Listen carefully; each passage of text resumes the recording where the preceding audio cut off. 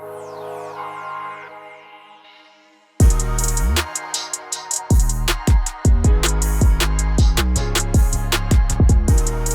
Jordan.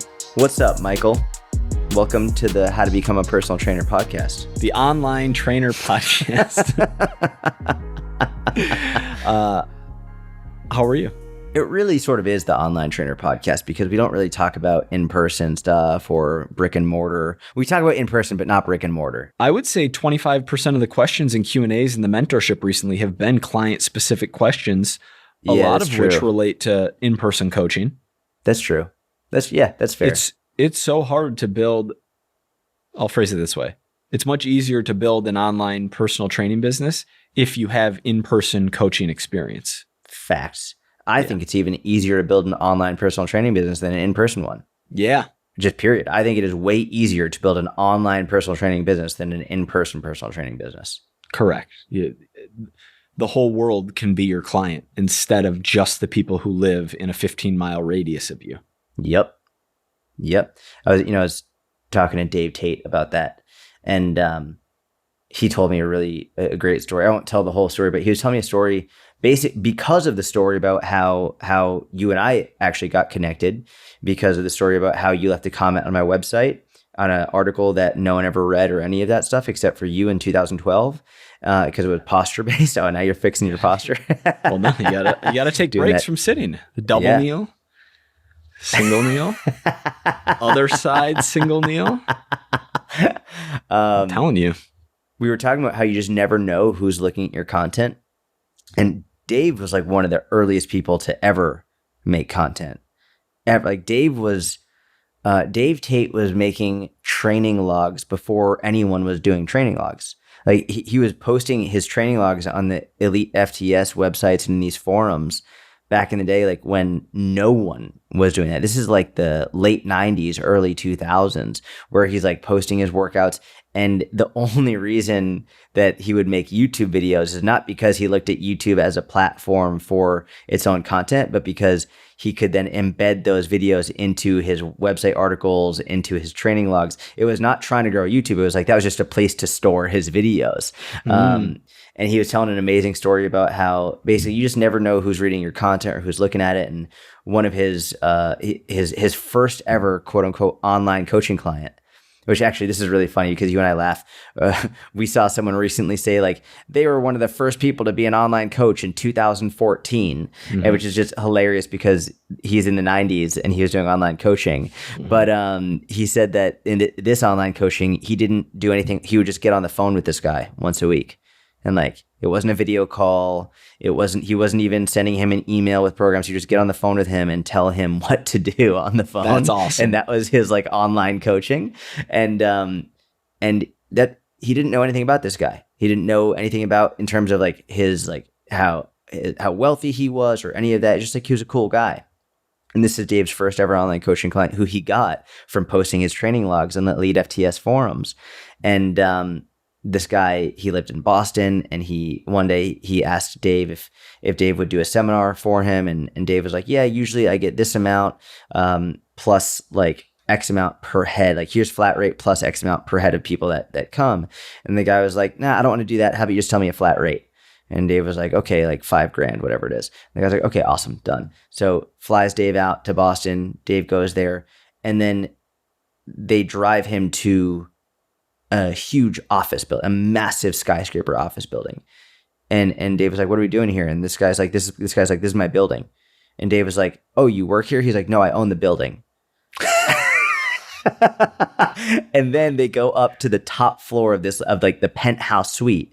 And it's this guy who is the CEO of the company and owns the building, and apparently owns multiple buildings, and 4 other people. That was just like, and a couple of his like CFO and a couple other people. And that was it. That was who he was giving this seminar for. And so Dave was like, holy shit, what is going on here? He did this whole seminar, and basically it was an amazing client, a really nice guy, all of that. And Dave was like, you just never know who you're talking to, which is like going back to online training. You never know what piece of content is going to go nuts and going to get you an amazing client or a number of clients. You never know who's seeing your content, who's looking at your stuff. and I've heard a story like this. I've experienced a story like this. I see this all the time. You just, the thing that most people, especially coaches, don't realize is, I think most coaches think that they need to come up with the perfect piece of content, when the reality is you just need to come up with content over and over and over and over and over again. And oftentimes it's that process of coming up with content, the vast majority of which is probably shitty, that will lead you to write or create one piece of content that actually hits the right person at the right time in the right place, that reaches out, that will change your life forever. I thought it was a really good story. That is a great story. That's definitely YouTube SEO clip worthy too, of like, oh yeah, Dave Tate. Oh yeah, let's go. Like something Clip that yeah, up. Yeah. Also, by the way, stories. See what I just did there? Tell a fucking story. Get you in there. Stories are everything. I agree. I completely agree. Yeah, there's you don't build a great physique by infrequently doing perfect reps.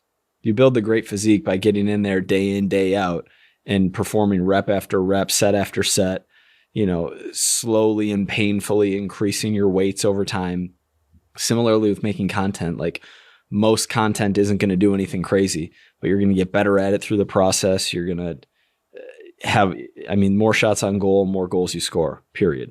Like make them as good of shots as you possibly can, but keep shooting the puck over and over and over again. And over time, good things will happen. And that doesn't mean that everyone is guaranteed to make a $10 million business. That's not what that means. And there's a survivorship bias to these stories of like, Elon Musk just like worked 18 hours a day, every single day, and eventually he made it. Or pick anyone like that. There are also people who did that and worked on a crazy idea and ignored society and put in the reps and ended up like not at the pinnacle of everything. And that's okay too. But I can say with certainty that you'll end up in a better spot if you shoot pucks on goal consistently for 5+ years straight, compared to if you sit and think about doing that or overanalyze or suffer from perfectionism and never actually get started. Clips Nation right there. That'll be a great YouTube clip too. Elon Musk how to survivorship real clickbaity with Elon Musk. I don't think that's clickbaity at all. I think it's smart to even if like every title doesn't need to be educational, right? It doesn't need to be how to make more of this, how to make this content, how to help this type of client. Like a lot of stuff that I click on YouTube are stories that also have lessons inside of them. Man, preaching. The other thing, just to add on to what you were saying about Elon, how he worked 18 hours a day for so long, something that I think jiu-jitsu has taught me is that there's really levels to, I see you're trying not to laugh because I'm bringing up jiu-jitsu, but like there's levels to this. And there's nothing has taught, like I've always known it, and I think we all know it on some level, but like jiu-jitsu, like seeing it played out, it's like in jiu-jitsu, there's a phrase, there are black belts and then there are black belts. And it's that you could take two people who spent the exact same amount of time training. Let's use a basketball example. LeBron versus anyone else in the NBA. Like someone who's not nearly as good. Maybe they literally spent the exact same time amount of training basketball. Maybe the other person actually spent more time training basketball than LeBron did. But LeBron's just fucking better because he's better, because he's just born that way. Like there's levels to this. Some people are just naturally better. And for example, you take the Elon example, and maybe you worked the exact same amount of hours as him, but he has a much bigger business. Okay, that's fine, but like there's levels to this, and you might not be the literal best in the world at it, but that's okay. It doesn't mean you can't be still super successful and have great work-life balance and all of that. But I think something jiu-jitsu has helped me come to terms with this. It's helped me come to terms with that there's levels in different areas of life, and some people are just gonna be better than you, even if you've trained more, even if you've worked harder, or any of it. It's like there are some people who are just straight up better than you, and that's it. And there's nothing wrong with it. That's just a fact. And that doesn't mean that you shouldn't continue to work, or in your example, that you shouldn't continue to roll and to train jiu-jitsu, because what matters more than you versus that person is you versus you a year ago, is you versus you 3 years ago, is you versus you 5 to 10 years ago. and continuing to improve against your former self rather than against someone who is smarter, more suited for that specific skill, like whatever, has the natural talent, God-given, blessed to have a higher ceiling than you have. Just because that person exists doesn't mean that you can't experience great success on your own. And that's why like a degree of comparison makes sense, but that's why basing your entire belief about your own success only on comparing yourself to other people is a fool's errand. Yeah. Yep. There's also something interesting here about, and it doesn't work in the NBA example because everyone who makes the NBA is like really they're all elite. They're all like the best of the best of the best. But you could work really hard at making content for 10 years and someone else could work really hard at making content for 10 years and they could have 5 million YouTube subscribers and just be absolutely crushing and on top of it, even though let's pretend you put in the same amount of effort and you might have, 8,800 YouTube subscribers compared to their 5 million or whatever I just said. Maybe instead of putting all that time and effort into YouTube because you aren't that well spoken, because you don't love being on camera, because you don't have as much passion for it, maybe you're an unbelievable writer.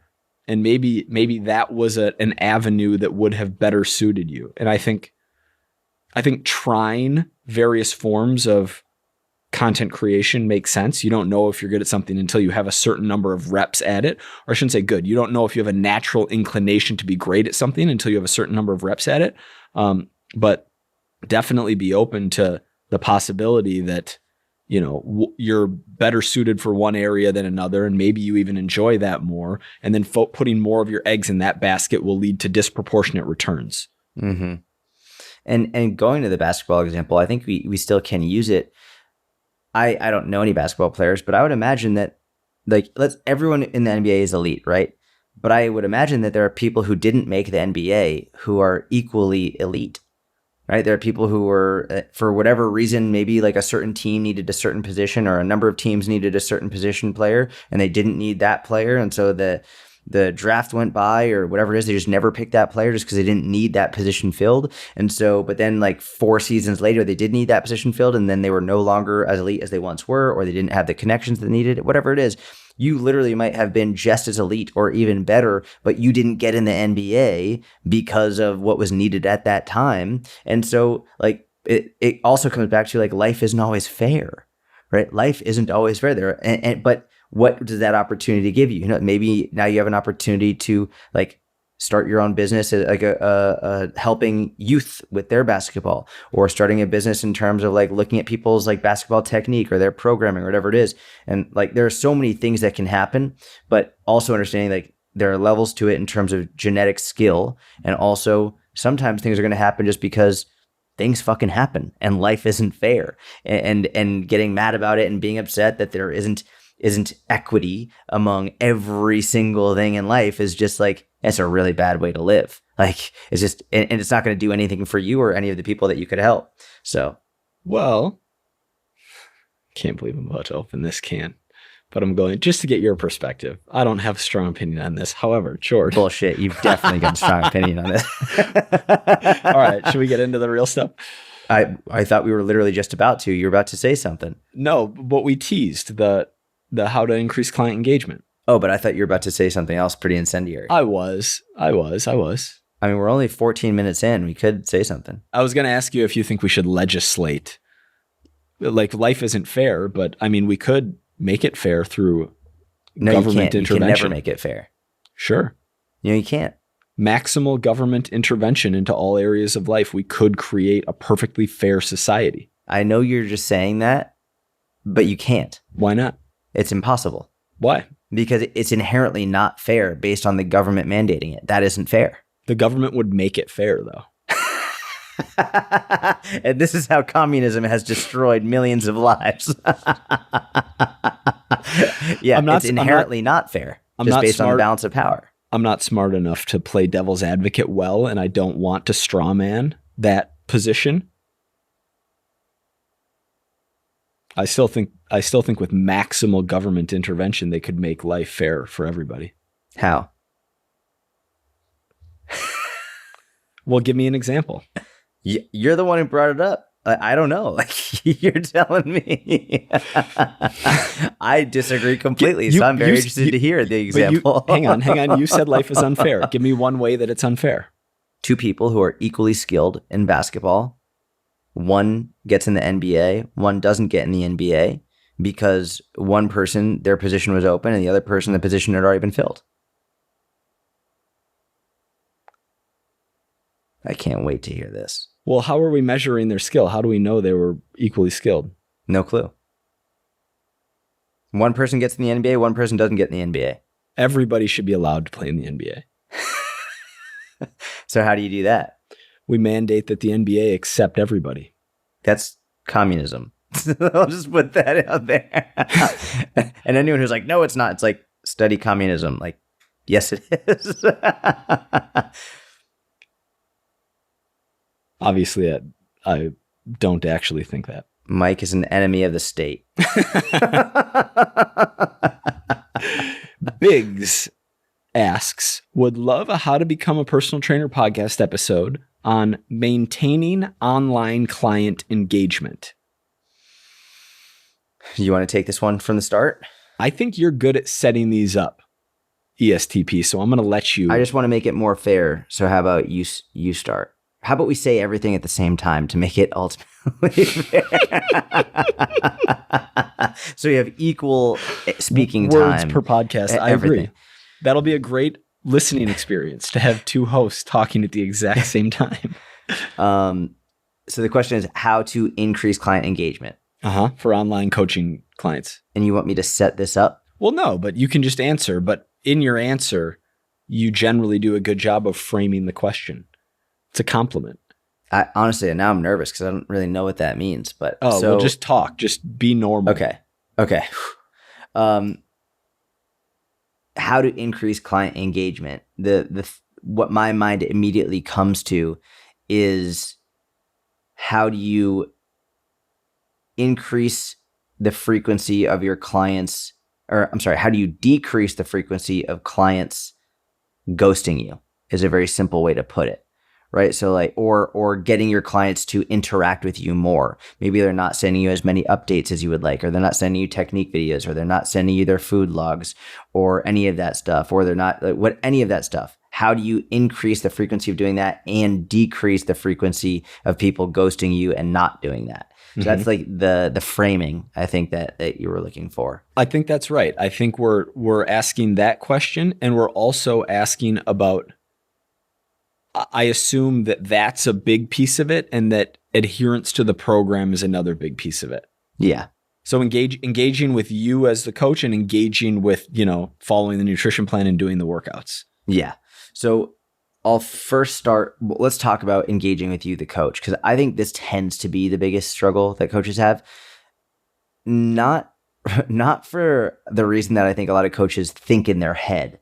I think in their head, the coach thinks that it's because they want the person to do well, like the client to do well. But in reality, it's an insecurity of the coach because the coach is thinking that they're not a good coach, right? So yes, obviously you want the client to do well, but a lot of times you want more engagement as a way of the client letting you know that, oh, you're doing your job as a coach, like you're a good coach. Like every time they do email you, and when you do have a client who does engage with you, it's another indicator for you that like, okay, good, I'm doing a good job. I'm doing a good job. I'm a good coach, which I get it. I understand that, but it's also important to be aware of that potential insecurity, which I think we all have in some way, shape, or form. From this point, it's very important to understand that you will never have a 100% engagement rate. There will always be some percentage of clients who ghost you.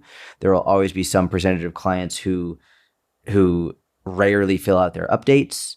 There will always be some percentage of clients who never send you their food logs or rarely send you their food logs.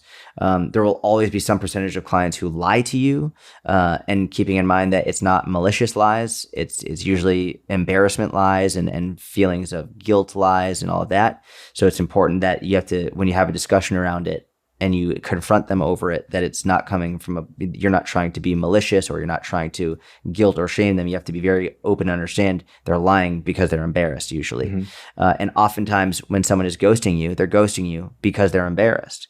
And when they're not sending you their food logs, they're not sending their food logs because they're embarrassed. So it's funny, a lot of coaches get worried like, oh my God, I'm not doing my job. I'm not doing my job. I'm not doing my job. That's why they're ghosting me. Maybe they're upset. It's like, honestly, if the money is still going through every month, like, it's not that you're not doing your job. It's that they feel embarrassed and they still want the accountability, but they feel bad because they haven't been following it. If someone doesn't want their money going through and you're not doing a good job, you'll fucking know. They will usually make it very clear, like, I want my money back. Like, I'm doing a refund. Like, I'm going to quit. If that ever happens, which should be incredibly rare if it does, and ideally it's coming from a deranged individual, to use Mike's word, then like it's that will happen super rarely, and usually from someone that you're like, all right, I really don't want to be working with this person anyway. So the number one tip, and I really just don't like that word anymore because what tips do you have? But anyway, number one tip is set the expectation from the very beginning. Whether you get on the phone with them or it's all via email, anything, before the coaching process starts, you need to clearly outline, this is what I expect from you. And I would have a PDF in which, before we even agreed to work together, I would say, here's what I expect from you as my client. And I would say, I expect to hear from you this frequently with this much in your emails and these types of pictures and all of this and these form videos. This is what I expect from you. And I also had a section on what you can expect from me, a reply in this period of time, and blah, blah, blah, blah, blah, blah. So like all of that, I made that very clear from the outset, but that wasn't enough. There was still like a more lack of engagement than I wanted, which I was never able to achieve everything that I wanted, because the only engagement that, like, I would just want 100% engagement rate, but that just, it's not possible. So from there, the next most important thing you can do after setting expectations is making sure that you are never guilting or shaming them, and that it's always coming from a place of I don't ever want you to feel embarrassed. I think about it how my mom spoke to me as a kid. Like, my mom would tell me, I don't care what happens. I don't care what you do. I will always love you. And she would say things like, listen, there might be times where I'm upset and I'm mad at you, but no matter what, I always love you, and you can always come to me with anything. And that made me feel more comfortable, where in a situation where I might not have wanted to tell her, and maybe I would have lied to her, or maybe I would have just not said anything, that made me feel more comfortable going to her over something.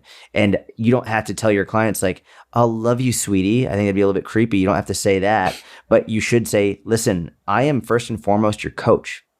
And as your coach, I don't ever want you to feel embarrassed or guilty or shameful over doing something. I want you to always feel comfortable telling me if you go off track for a day or a week or a month, if you miss your workouts, if you are shitty with your nutrition. I'm not going to say I don't care, because that would make me a bad coach. Like, obviously I care, but what I care more about than anything is your mental and emotional and physical health. And I can't help with any of that if you're not being honest with me and communicating with me. So no matter what, please just tell me, because that's how I can help you. If you just stop communicating with me, I won't be able to help you. So that should also be a real conversation that you have at the very beginning, and also remind them throughout the coaching process. And then the next one is, well, now how do you actually deal with it when someone does ghost you, or when someone isn't being communicative? This is where I think sending a voice memo or sending an email or whatever it is, or getting on the phone with them and having that conversation again over and over and over again, reminding them that you're not upset with them, or you're not disappointed in them. Like, this is part of the process, and you're actually you're grateful when they do feel comfortable enough to come and tell you. Which is the other one, is if someone does tell you something difficult, you should go over the top to reinforce that positive behavior, to be like, listen, first and foremost, before we dive into the issues here, I want to say thank you so much for feeling comfortable with me to tell me this, because many clients wouldn't have told me this. And maybe you in the past, depending on your relationship with them, maybe you might not have told me this before, but because you've done this now, this is actually making our relationship stronger, and it's giving me better insight into how I can help you. So thank you for that. So really go over the top with those behaviors. And as the last thing I'll say here is this is also why let's say you have a client who is, just they're saying they're doing everything right, or let's even take that part out. But let's say you have a client who you see them on Instagram and they're out partying and drinking and eating pizza and burgers and fries and all that stuff. You should not be commenting on that. Like, you should not be going in there and be like, oh, okay, so I guess this is 100% consistent. Oh, like, don't do that. In fact, like, I would often I don't do one-on-one coaching anymore as of right now. But if I did, I would probably I would follow my clients, but I would probably mute them so I didn't see their stories. Because if they see that you're in their stories, then they are going to be very cautious with what they post in there because they don't want you to see it. So I would follow them because I think it's the right thing to do and to let them know that you're there and support them. I don't think you should be playing the game of like, I don't follow people back. Like, who the fuck are you schmuck? But I would probably mute them so I wasn't even tempted to look at their stories unless I see that they tagged me in something, and then I can just go into my messages and see what they tagged me in. But I would not go in their stories just because it's probably going to make them more self-conscious. And if they post a picture of a piece of food that they eat, maybe a burger and fries, I wouldn't just like it, because sometimes just liking it they might think that it's your way of saying like, I see that you did this. But what you could do is you could be like, oh my God, that looks so good. Please tell me where this is so I can go get one. Something like that is a much more supportive piece of a conversation or a supportive comment that doesn't make them feel guilty about it. So it won't prevent them from posting it later on. Great answer. That was a lot. That was really good. I know it wasn't fair to you though, because I just probably gave every fucking answer possible. Life's not fair, Jordan. We should make it fair. You know what? On that subject, because that actually popped into my head while we were doing this, I actually am a fan of fairness. I just think that it's better to, and of course you can't achieve true fairness across all of life, but rather than federally legislated fairness, it makes more sense for the decisions of individuals to like basically treat people fairly. Like, it coming from a moral individual choice rather than government legislation. And maybe this is me being idealistic, and maybe this isn't achievable because it's not in line with human nature. I don't know. And I'm open to that like counterpoint, but that seems like the better way to achieve not perfect fairness, because that doesn't exist, but a more fair society or system. I think what we're talking about is the difference between equality of opportunity versus equality of outcome, or equity versus equality, which it's the same thing. People often think equity equals equality, and it's not. Equality is equality of opportunity, which we have in the West, that or at least in the United States. Yes. We have equal opportunity. There are no laws legislating like any individual person based on their race, their gender, their sexual orientation, any of that. Like, there are no laws that prevent someone or any of the other infinite. I like that we mentioned those three in society, but there's infinite ways to categorize humans. Correct. Like, those are the three that we like to focus on. Those are the main ones. They're not even the main ones. They're the three that the powers that be have chosen to focus on. Correct. Yeah. But like, so that's equality in terms of having freedoms and the equality of opportunity. But equity being equality of outcome, that isn't fairness for anybody. And so I would, a simple example would be if you're the coach of a youth basketball team, and you've got, we'll say you're the coach of a high school basketball team, not like a 6-year-old basketball team, but a high school basketball team that is more competitive by nature. You have 2 kids. One is just a better player, better teammate, better overall for the team's goal of winning. You're going to play that kid. You're going to start that kid, and you're going to bench the kid who's not as good, just because the goal is to win, not to be fair. They were given equal opportunity to prove themselves as the better player. They were both given equal opportunity in the tryouts. During practices, they're both given equal opportunity to show up and all of that stuff, but one of them is better, so the better one's going to get to play. You should treat them both fairly and kindly, and you shouldn't favor one in terms of like how you speak to them. You should like everything from the perspective of being a nice person and treating them fairly in that sense should be always equal. But the outcome, that should not be equal for everybody. I completely agree. I think that's a great example. I'll give another example. right now there's an equal opportunity for both men and women to be bricklayers. Mm-hmm. There's an equal opportunity for both men and women to be garbage men. Mm-hmm. There's an equal opportunity for both men and women to be plumbers. Mm-hmm. But 90+%, and bricklayers is like 99%, but 90+% of each of those three fields are men, not women. And so equity would mean instituting a policy where we have 50% male bricklayers and 50% female bricklayers. Mm-hmm. Same with garbage, just like same with each of those positions. Nurses are something like, I don't know off the top of my head, 80+ female. Yeah. Kindergarten teachers is like 90 something percent female. Mm-hmm. There is an equal opportunity under law for men and women to be nurses. There's an equal opportunity for both men and women to be kindergarten teachers. Equity or equality of outcome that you mentioned would mean legislating that half of our kindergarten teachers, and I'm not saying it's good or bad, but equity would mean legislating half of our kindergarten teachers are men and half are women. Half of our nurses are men, half of them are women. That's the difference between those two terms that have gotten convoluted over the last 7 years in popular culture, and probably more than that for people who are really paying attention. And I think a lot of the reason that it's become convoluted is because political pundits have been using them incorrectly and conflating them. and people have been watching and being like, oh, well, it sounds the same, so it must be the same. And then I don't think any logical person would be like, yeah, we should always have 50%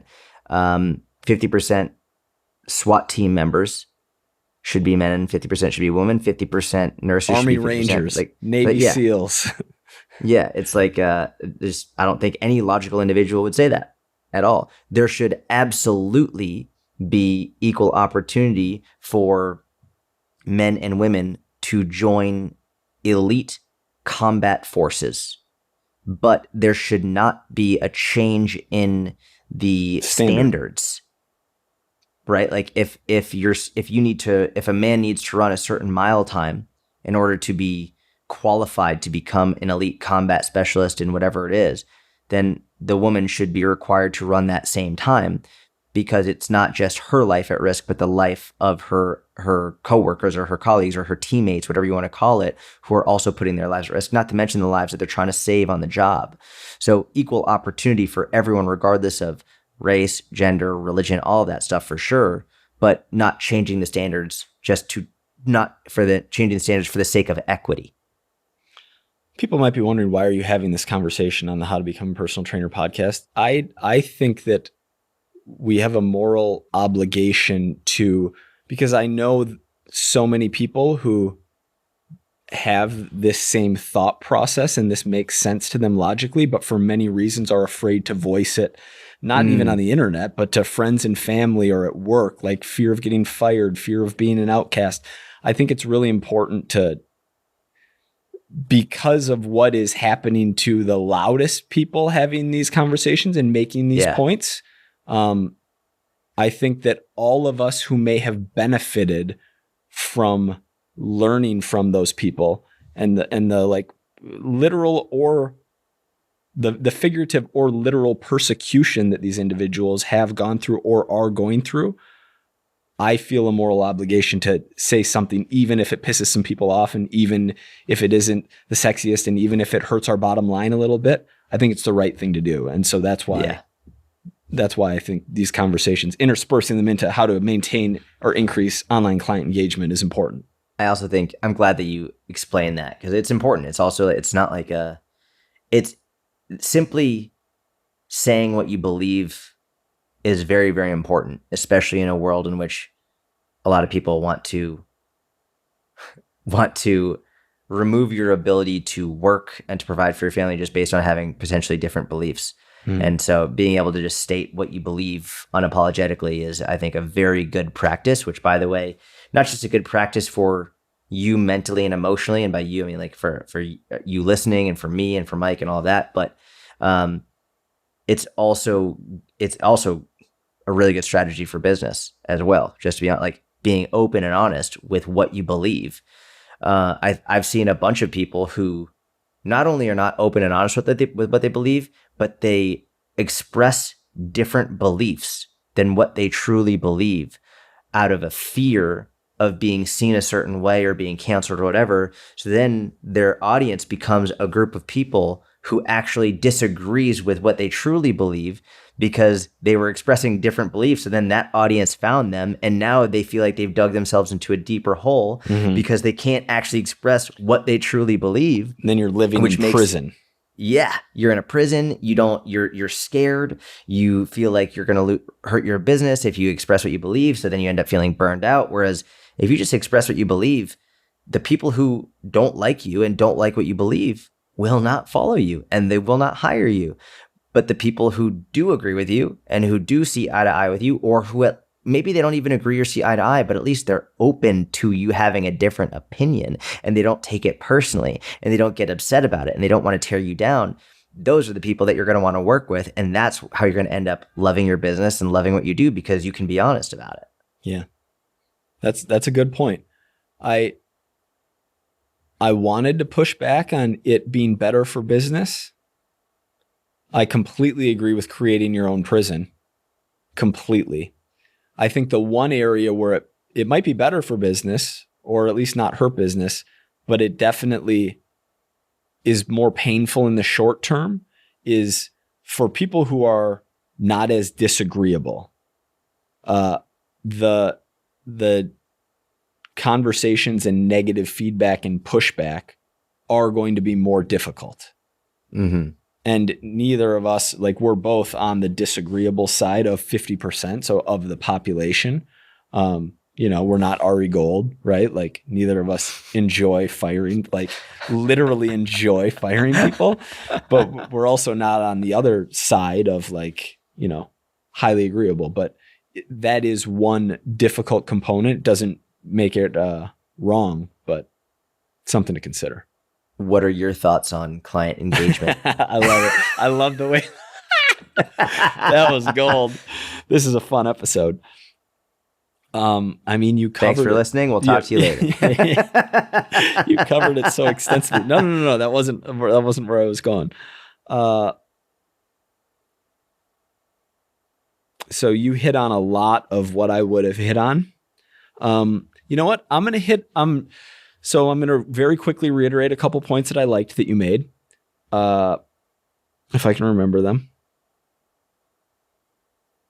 Not shaming and creating like an open dialogue and making sure that your client feels as comfortable as possible admitting fault. It's very, very important. Setting expectations up front with your client, very, very important. Following up, openly and non-judgmentally when when you haven't heard from someone in a substantial amount of time. All great strategies and ideas and should be implemented. Maybe I'll make a couple points related to engagement with the program rather than engagement with you, which there's overlap, right? But you also have clients who aren't the best at filling out their updates, don't want to be doing daily emails, but like are getting in the gym consistently, are doing solid on nutrition, are making progress over time. And two things that foster that environment maximally, and they both kind of fall under good program design, are don't get your client hurt and program both nutrition and training for your client's actual goals. And these are two things that we'll start with. Don't get hurt. Like, if we're talking about engaging with a workout program, if you are not requesting technique videos, if you are programming exercise selection that is beyond the skill level of your client for whatever reason, laziness, maybe you're sending out cut paste programs, like completely whatever it is, you programming in a way that leads to your client getting hurt is obviously by definition going to negatively is they're not going to be able to adhere to the program. They're not going to be engaging with the program because they're out for 6 weeks, 8 weeks with a hamstring strain or whatever happens. Programming for a client's goals. The biggest mistake here that we see is a coach programming a client for the type of progress you want that client to make rather than the type of progress that they stated they want to make. I'll give you an example. Onboarded a guy just last week who told me he's done, like, I don't remember all the exact programs, but a bunch of the main barbell, strength, powerlifting based programs, and told me like, hey, I want to lose weight. I want to become healthier. I want to enjoy my workouts. I don't really care about setting PRs on like big 3 moves, military press, all of these exercises. And so I didn't eliminate barbells completely from his program, but it's like, okay, well then we're not going to be making the focus of the program around getting stronger and setting PRs on big 3, even though there might have been a different time, especially if I were more into that personally myself at the time, where that would have been my default. Like, hey, I know you don't want this, but man, when people are setting PRs, they're making good progress. They're off it. You can lose fat and continue to get strong for like this much time, I think, based on where you're at now. Like, I don't really want this, but we're doing a barbell-based program. Sound good? Cool. Here you go. Don't do that. That's going to decrease engagement with the program. And that's just one of like the many examples around designing a training and nutrition program around what your client actually wants to achieve rather than around what you want them to achieve. Yeah, I love that. I'm going to keep going on this topic because I think there's a lot of things here that take you from a good coach. A good coach writes good programs and has good communication back and forth, and they do a good job. I was about to say they does a good job. They do a good job overall. They're just a good coach. They're educated and all of that. A great coach goes above and beyond. And what I mean by that is, for example, I am in a way about to call myself a great coach, which I don't mean to do. But like, one thing I used to do that got a really good response from people is when I would like put hidden notes in their program. So for example, even something, if let's say I did Bulgarian split squats, put Bulgarian split squats in the program, I would, if I needed a note, like maybe like technique wise, like, I don't know, drive through your heels or squeeze your butt cheeks, whatever it is. Sometimes I would just add a note and be like, mwahahaha, like suck it, something like that. Just like something simple like that, just to make them laugh. Or I would give them a nickname. So the top of their program would have their name, and it would be like, instead of just saying Mike Vacanti, this month program would be like, Mike, the king of equity, Vacanti, whatever it is. And I would use a very recent interaction that we had that would allow me to put like a nickname in there. Maybe if it was like, if I knew they got a dog or like they love their dog, I would put like, their dog's name instead of their name in the title of the program. Very simple things like that will show up almost when they're not expecting it. They're not expecting it because when they expect things when they open the email. But when they're going through the program, they get to the gym, who knows, maybe they have a tired day, whatever it is, and they just see like their dog's name, or they see like something funny that their kid did, or they see you say like, ha ha ha, suck it, whatever it is, like they'll laugh, and then they'll just send you an email be like, oh, that made me laugh. Like, thank you so much. I really needed that today. Or like, I love your programs. I look forward to your notes every week or every month, whatever it is. Like, they'll look forward to that stuff, and they'll literally be excited to see what you come up with. Now, the downside of that is then you have to come up with new shit every month that isn't even program related, which can be a little bit difficult and extra time. But that's part of, I think, going above and beyond as a coach is, especially if it increases engagement. So that I think is something super helpful. The other thing is, and this goes more to the points that you were making, like if they don't like something, don't do it, is I used to put notes next to all of my clients so that when it was time to write their new program, I knew what they liked, I knew what they didn't like, I knew what equipment they had access to, and it was all like right there. I didn't have to dig around in my computer. It was like, all right, here's Mike, king of equity, Vacanti, and I know that like he absolutely fucking hates front squats, but like he loves doing hammer curls. So even though they're completely different muscle groups and whatever, but like I will have those notes in there so that I know on lower body day, I'm not giving him front squats. Because if Mike sees front squats, he's going to tell me to fuck off or whatever it is. But if he sees hammer curls, he's going to be like, yes, all right, let's go. I'm going to do this workout. So maybe like I'll give him some type of a squat variation at the beginning, but I'll put hammer curls at the end that will get him excited enough to go to the gym and do the workout. So it's little things like this that will remind you and help you to increase communication and engagement and actually make your clients excited and also not feel just like another number, but also know like, oh, like he knows me or she knows me and they get me and they're here for me. That's really, really good advice. I'm a huge fan of everything you just said. Thank you, bro. This is such a minority, like small percentage issue that I don't even know if it needs to be mentioned, but that is perfect. If you have a list of 26 exercises that someone says that they hate and they really want to do, and there's a list of 7 exercises that are like not very good movements for their goals, like then there might need to be a conversation in terms of giving the client what they want. Because we all run into a client like that eventually. Yep. I hate front squats and back squats and goblet squats and split squats. I don't like lunges. And lunges and reverse lunges. I don't like single leg work. I really don't like using dumbbells in general. This happens. Yeah. The worst is when someone like, I don't like front squats or back squats or Zercher squats or lunges, forward lunges, reverse lunges, Bulgarian split squats, leg extensions, leg press. I don't like any of those, but I really want to grow my quads. Yeah. For fuck's sake. Yeah.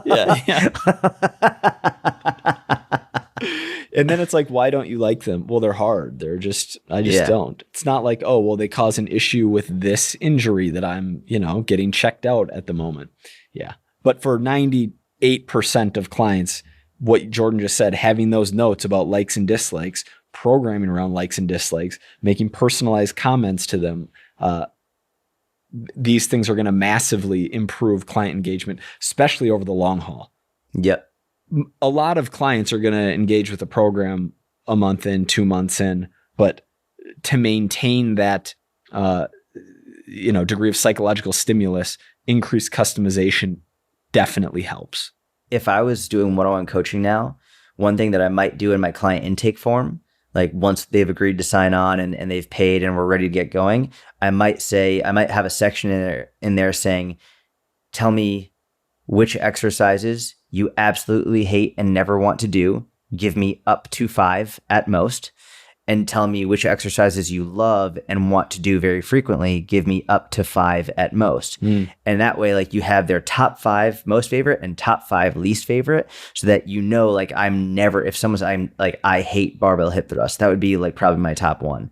Like I would put barbell hip thrust on there, and so my coach would hopefully know. Mike is my coach. Mike knows never give me barbell hip thrust, because when Paul Carter was writing my programs and he would put barbell hip thrust in there, I just wouldn't do it.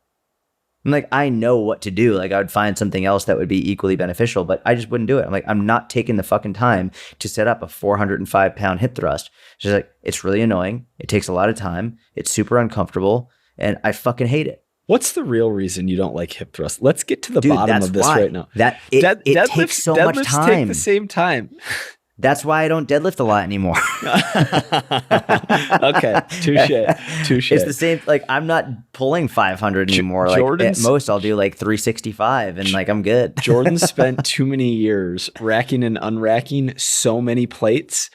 Every human being has a certain number of plates they can rack and unrack on a barbell over a lifespan. And Jordan reached his by the age of like his late 20s and is like, no more. Dude, I really think that you're right. It's like with the whole 10,000 hour rule, like you have 10,000 hours to become an expert, and some people get those 10,000 hours in more quickly because they spend more time, and some people it takes a longer period of time. It's like, it's the 10,000 plate rule. Like I hit my 10,000 plates in a very short period of time, and I just hate, and it is also uncomfortable. It's just, I don't like, even if I have the fucking pad, which I don't like using the pad. I feel like a pussy. The mic's like, I just don't like putting the pad on there. I just don't like it. It's just like, I don't want, do you guys know where the gym pad is? I can't find the bar pad. No, I don't want, and I'm not bringing my own. I'm not bringing my own fucking bar pad to the gym. Like, absolutely not. And this is just me. I'll do a leg press. I'll do a squat. I love front squats. Like, I'm not doing a hip thrust. Single leg hip thrust, bodyweight hip thrust, absolutely. Program all day. Put those in the inner circle. Do those for myself. I think that's such a great exercise. Barbell hip thrust can suck it. Mic drop. Clips Nation with the pussy and the all of it. Just Clips Nation. Let's get that thing. I'll share that on my story. Let's get this thing going. I'm going to hold you to that. When that one comes out, I'm going to be like, all right, Michael, here you go. That will be a clip ready to be on Instagram probably in June. And by June of 2023, at the rate I'm going, I'm going to be dominating content. You'll see. Hope no one clips this and sends it back. This was really good. I feel like Biggs, thank you so much for that question about maintaining client engagement. info@personaltrainerpodcast.com. Actually, no, you know what? DM us at Personal Trainer Podcast on Instagram. Here's why. Because answering Q&As and like DMs, like this was a great poignant question. Maintaining online coaching client engagement. Some of the emails that have like 4 or 5 paragraphs aren't quite as like podcast, not quite podcast material, even though we love you all and you're all wonderful. For some reason, when people email, they feel like we need the entire backstory of their whole life from conception. It's like, just ask your fucking, like, engage. That's all we needed. Engage. Cool. Boom. We don't need to know where you were born and how, like, just, and like, I appreciate it. And like, if we were friends, like, I'd want to hear about it if we sit down for coffee, but like, we don't need to hear all of that, especially because like no one else on the podcast is going to want to hear that whole email. So DM, like Mike said, it's going to be perfect. Yeah. Mike is like, all right, that was a little harsh, Troy. No. That was great. I was going to make a political joke. If you've listened to this point, if you've listened to this point, please, we have a gentleman's and woman's agreement to... That was the most awkward thing. Here, I'll actually give backstory. I stole this gentleman's agreement idea about subscribing to YouTube from Sam Parr and Sean Puri, who are they host. It's called My First Million. It's like a business finance kind of interesting podcast. And they do this thing where they, hey, this is free content. In return, subscribe to our YouTube. Their audience is like 99% male. So they have a gentleman's agreement. And then they joke that like we don't have any female listeners. As soon as I was saying gentleman's agreement, I was like, we have a lot of female listeners. And so gentleman's and a woman. It's a one take show. This is what one take content is all about, is just letting it rip on the internet. And so back to the agreement. If you haven't subscribed to our YouTube channel, please do. Those subscriptions are going to help us grow our YouTube channel, reach more people. We're making weekly content just for you, answering questions. We don't charge for this. This is free. It's complimentary, says Dave Tate. And so, yes, we would greatly appreciate it in exchange for what we're giving you. If this is your second or more time listening to the podcast, please subscribe to our YouTube channel, Personal Trainer Podcast on YouTube. We greatly appreciate it. Anything else? Thanks for listening. We appreciate you. Have a wonderful week, and we'll talk to you soon. Goodbye.